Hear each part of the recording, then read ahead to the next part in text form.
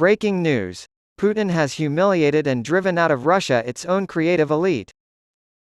Is it dishonorable to serve in the field of technology? At a recent meeting of Russian software developers, entrepreneurs, and government officials, the country's top internet official issued a stern warning to that effect. If you really want to do some damage to the Russian Federation, go ahead and fund the education of IT professionals there.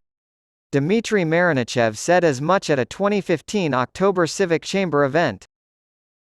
One of Russia's most valuable assets started wishing it was somewhere else as Putin's tanks rumbled towards Kyiv 18 months ago. Many individuals working in information technology were detained at borders despite official state efforts to keep them within the Federation. Many, however, did make it, and Putin's draft last fall only sped up the exodus. Official government figures estimate that about 10% of the workforce, or 100,000 people, left their jobs in the technology sector in 2022.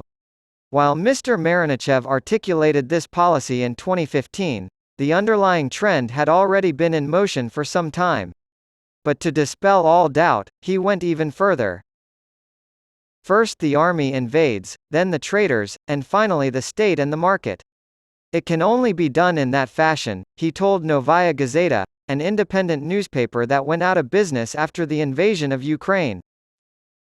If Russia against all is chosen at the governmental level, there will be no chance to sell our products and technologies except by conducting geopolitical expansion in the world, as the saying goes.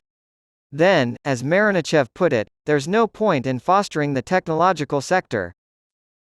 He claimed that training Russian IT professionals on foreign systems would be detrimental to Russia's independence. At that point, even tech entrepreneur and proponent Marinichev didn't seem particularly enthusiastic about it. The course had been set, however, and Russia was heading in the direction of autarky. Between 2015 and 2021, the growth of Russia's GDP was $47.8 billion, or about a third of the total. More severe sanctions have been imposed in response to Putin's invasion of Crimea. Now more than ever, Russia is completely isolated from international trade and finance. Because of this, Putin has moved closer to China, and the two countries have signed a comprehensive science and technology agreement. As a result, Russia is now a significantly subordinate participant in this effort. The pride of Russian technologists has taken a major hit. Russians take great pride in their sociability, and this is true across the board, from Russian-born executives and venture capitalists to aspiring developers still in school. In the Soviet era, scientists and engineers were held in high esteem, and this tradition continues to this day. Russian universities continue to produce top-tier physicists, engineers, and mathematicians, and Russian software engineers are widely regarded as some of the most dependable and creative in the world. However, technology relies heavily on human capital, and modern workers can bring everything they need to the office in a single carry-on bag. This has resulted in a growing diaspora, which is explored in depth in From Russia with Code, an intriguing ethnographic study by authors Mario Biagioli and Vincent Antonin Lepine. The results of more than 300 in-depth interviews with Russian and international tech workers paint a picture of fiercely autonomous tech professionals and communities trying to find their way out of a precarious economic climate. One digital entrepreneur whose teams are spread across Europe says, "Connections were being built with Western businesses.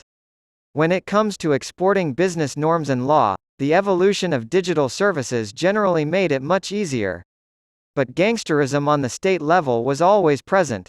To paraphrase, when you're sitting on their money, it's a different relationship, they want to get paid." Technologists in Russia are no longer able to see Putin's special military operation as merely an aberration that must be endured. The state of isolationism would remain in effect indefinitely.